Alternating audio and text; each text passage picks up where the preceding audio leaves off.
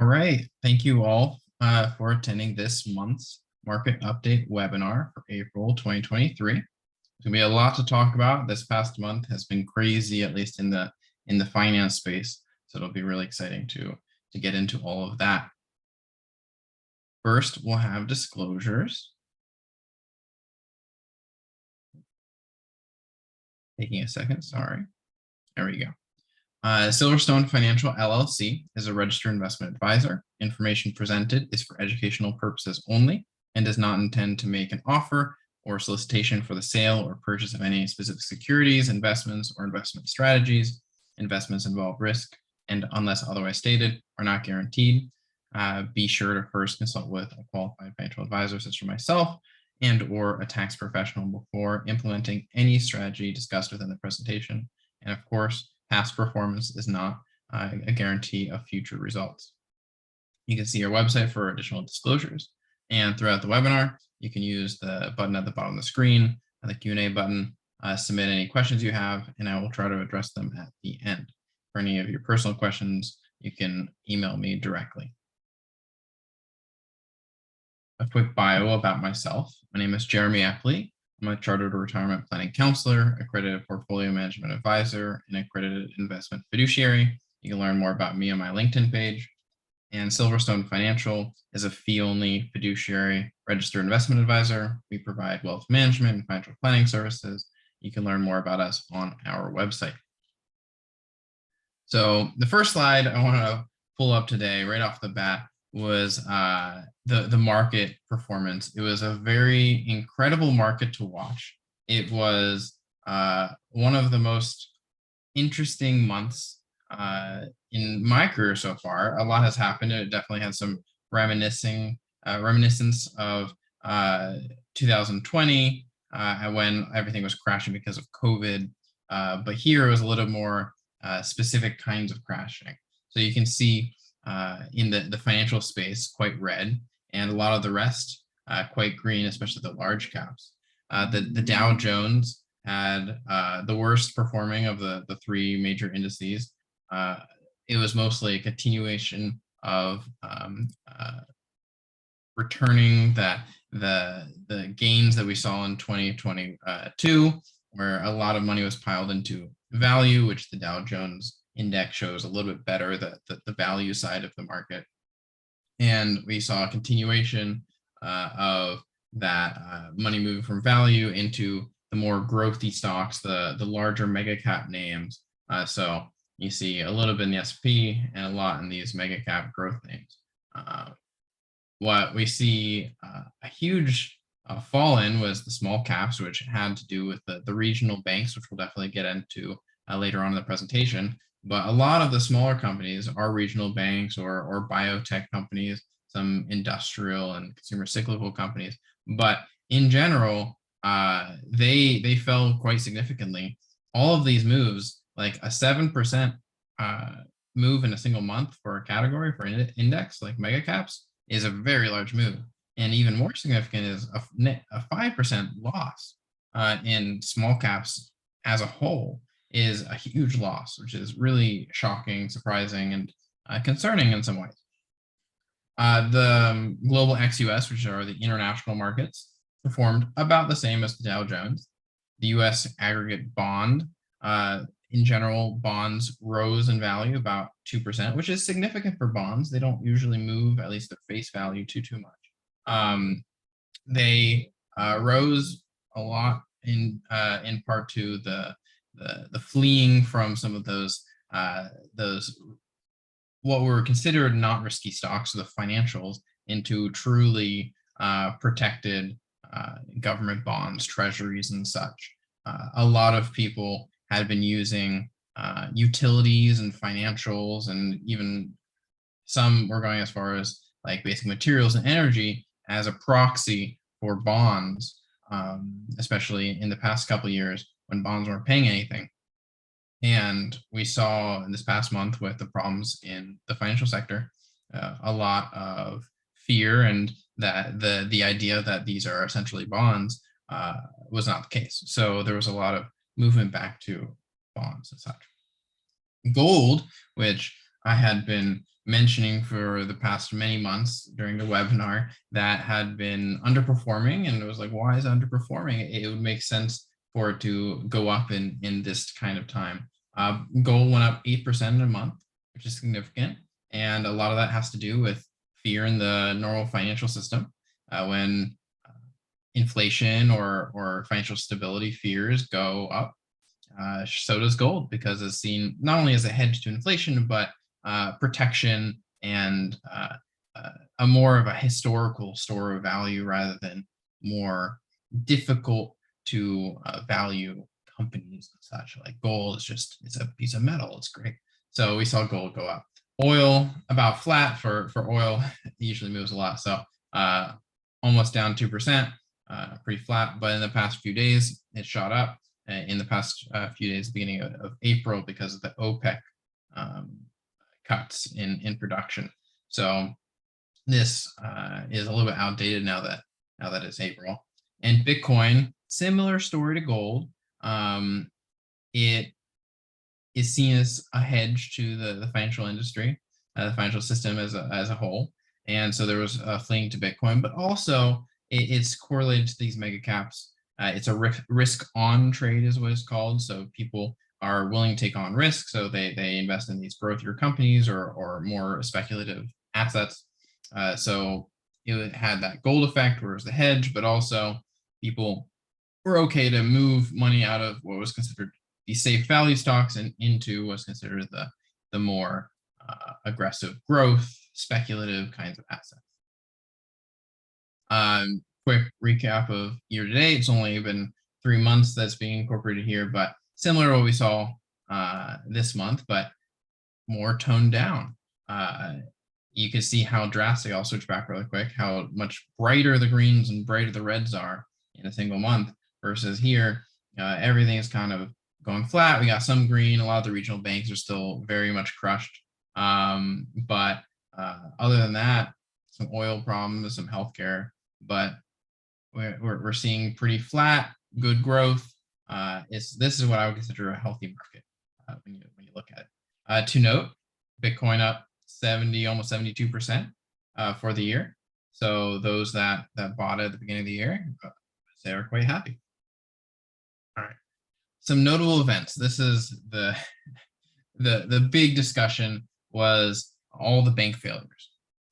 The first one that failed that was pretty inconsequential was Silvergate. It was almost 100% just a crypto bank.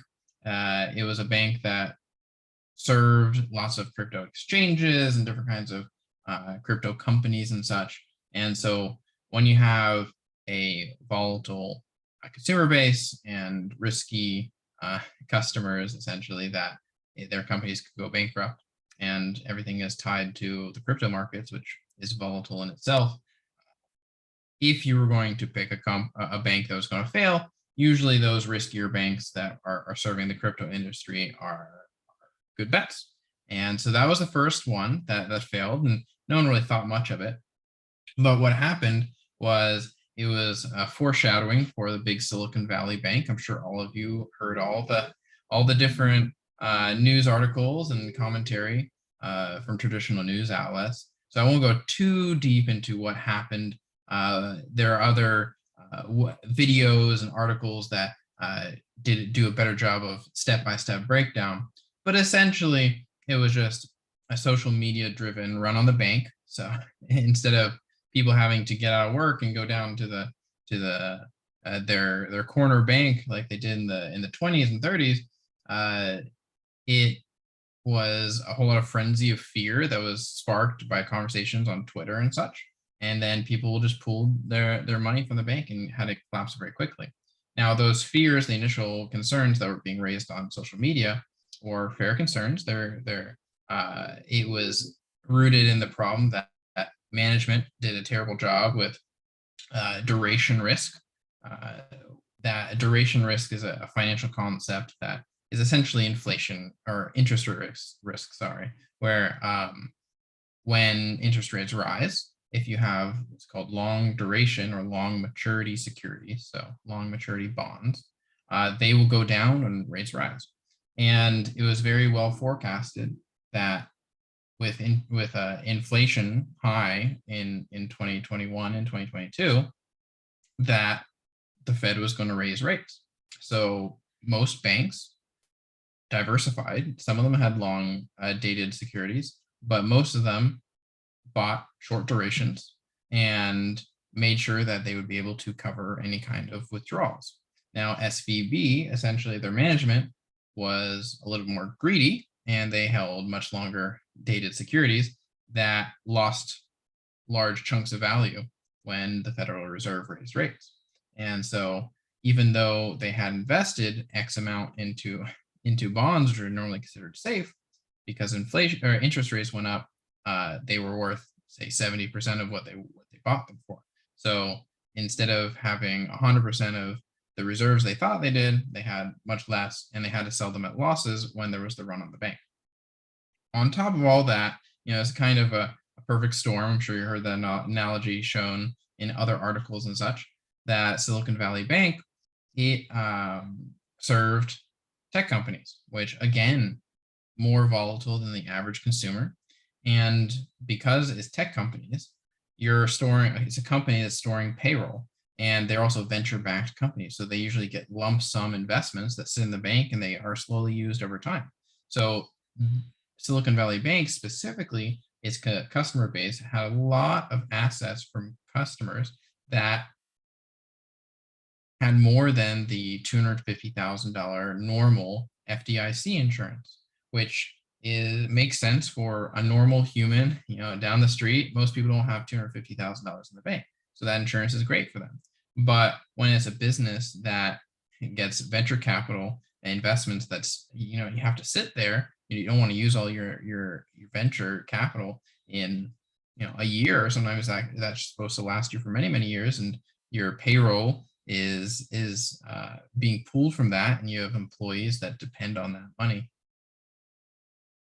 It's a different situation. So there's a lot of discussions, and I'm sure legislation will change over time to address this concern. But ultimately, there's definitely the argument to be made that these, we can say wealthy business owners or people that are running these businesses either should have known better, or the general populace shouldn't pity them. They already had millions of dollars. Why does it matter? But ultimately, I would say it's a story of employers, and you don't want employers just go out of business like that when you have something as simple as you pick the wrong bank. And, I doubt any of you know the CEO of your bank personally. It's hard to know what a management team is like. You usually pick your bank based off of location to your house, or location to, in this case, your business, and specialization. If they focus specifically on you want to buy a house, and they are willing to provide you a line of credit. Basically the same thing here. Instead of a mortgage for a consumer, it was lines of credit for businesses. So it makes sense from a business standpoint why they chose these banks, and why they were concentrated in Silicon Valley Bank. So I definitely will argue on behalf of these business owners that it wasn't exactly their fault. It ultimately came down to the two biggest instigators, I'll say, is mismanagement of the bank, and that bank being overly concentrated. And the other side of it was the social media frenzy. So all of that caused lots of problems that spiraled. So the others that I gotta mention is Signature Bank. That one also failed. It was semi-crypto. They had some crypto accounts, but it wasn't as concentrated as Silvergate was. And then the big, huge, massive headline is the Credit Suisse. For those of you that don't know Credit Suisse, it's one of the two massive Swiss banks. It's UBS and Credit Suisse. And to be fair, Credit Suisse has also been in the news in the past 2, 3, 4, 5 years for many scandals of basically their management was terrible, and they made lots of mistakes. And the statistic I always like to point back to is in 2008, of course, a lot of bank stocks peaked. And after the financial crisis, they were down significantly, and a lot of them recovered and are about flat to where they were in 2008. But Credit Suisse, before this before this crisis was already down super significantly. And what ended up happening was, to prevent it going bankrupt, essentially, the Swiss government forced UBS to purchase Credit Suisse. But the statistic is that UBS purchased Credit Suisse for less than 99% of their market cap. In 2008. So it wasn't all this month problem. It has been steadily losing value over 10 years, 15 years, because of their massive mishandling of the company. So in general, UBS, I would say UBS is very clearly documented that they didn't want to purchase the company because of the problems with Credit Suisse, but it will likely end up being good for UBS long term, simply because when you merge two big companies, there'll be short-term pain integrating everything and fixing the problems at Credit Suisse. But UBS will be much bigger and most likely more profitable, just because of the scale. When you add those two together, you can reduce costs and add efficiencies and such. So I would say UBS probably has uncomfortable few years ahead of it, but a bright future, as long as the Credit Suisse integration goes well. But UBS's management team has been much better. Their track record has been very impressive, at least in comparison to Credit Suisse. Moving on, or before we move on, just want to show this quick Morningstar return map, which is this was for the day that was the biggest losses, the biggest fears for the banks, where for those of you who know how to read it, the left side is more value-oriented companies and the right side is more growth-oriented companies. And then over here is the size of the company. So small caps would be under 2 billion or so. And then the large caps would be over 10 billion. So there was a lot of fear, especially in this small value camp, which the majority, I would say, of companies that are considered small value companies were those regional banks that everyone pulled their money from. There was lots of fear surrounding it, because when you have a few bank failures, it can have a contagion effect, and it's like dominoes, they're all falling, and you don't know which is going to fall next. So a lot of people pulled their money from these regional banks and put them into the larger banks, which still had worries associated with them, but simply because of how big they were, they handled it better. And while all that was happening, the stocks at least moved a little bit toward growth and into those bonds. That's why bonds were up this past month. And at the end of the presentation, I'll quickly go over Fed rate hikes. There'll be less to say in the coming months. I'll explain. Quick recap of the daily chart. It was this seems tame, but it was pretty significant. It had really big fears, big crashes, especially at least what the news was saying. To be honest, the markets held up better than it could have been. Much larger crashes like these that you see, but this was pretty significant, at least at the time. And then very quickly, when at least investors and the market in general felt that it was controlled, the Treasury Department, the Federal Reserve, the Swiss regulators, and everyone basically patched enough holes in the dam that the dam was going to hold. It was quickly rebought, and especially the last few days of the market was a nice little rally. But we'll probably see a little bit these past few days they've sold off a little bit. But it was a super interesting month, and this graph probably doesn't do it justice. I didn't draw any lines on it or anything. I just wanted to show a very normal graph over the past year, and what happened this past month was very, very interesting. Quick recap of the Federal Reserve. Before the bank crisis, it was projected that they were going to do 25 or 50 basis point hike. That was going to be one of the last ones. And they were going to meet and announce their rate hike after all this stuff happened with the banking system. And remember, the banking crisis was partially caused by rates rising, and that's the Federal Reserve's doing. So when they saw the problems that their rates had caused, there was anticipation. It went from 50 basis point hike potential, 25 almost certain, to about a 50-50 when people were being told of 0 or 25. The argument for 0 is you just caused a financial crisis, you should stop raising. And then the argument for 25 basis points is that if you don't raise right now, when it was projected you were going to raise more aggressively, um, that means you're signaling to the markets and to investors and to everyone that the situation is worse than they thought, and it would cause panic and such. And ultimately, what the Federal Reserve did was they did raise 25, which was that middle ground, and signaled that they likely will be stopping rate hikes. So for May, June, and onward, we're probably going to be seeing 0 rate hikes. There's a potential they keep hiking, but we'll probably be seeing some pausing in the future. And we're going to see what happens. Ultimately, it's going to fall to a lot of what's driving the markets. The past year was the Federal Reserve with their rate hikes, very significant ones. And now, as I mentioned a couple months ago, I think we're switching more into inflation reports are going to drive the market.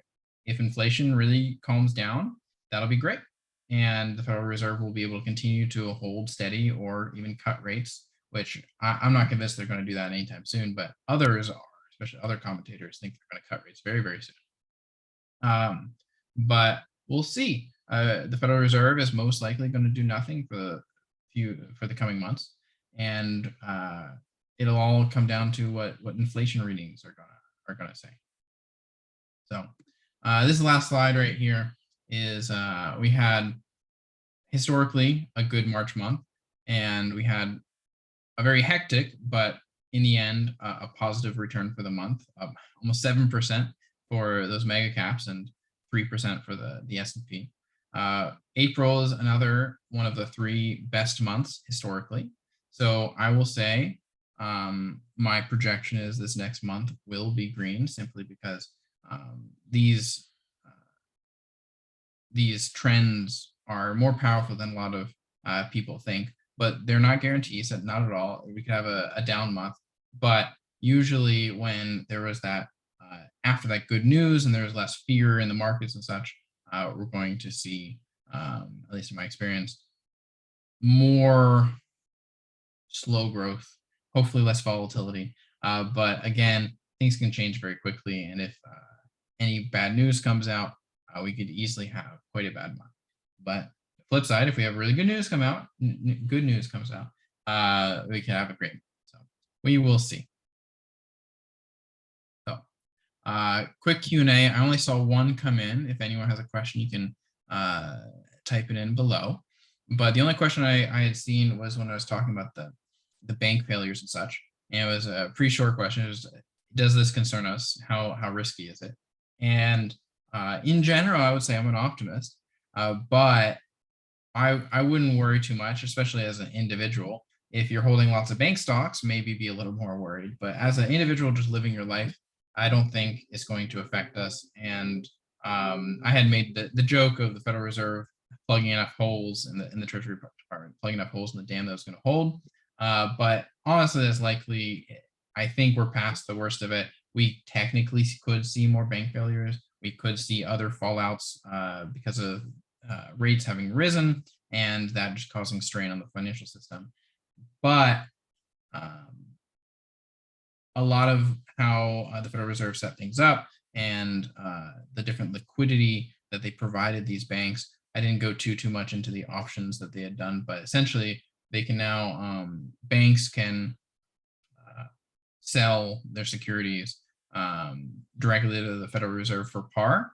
So that big problem of rates having risen on and causing high duration bonds, which is what this Silicon Valley Bank had.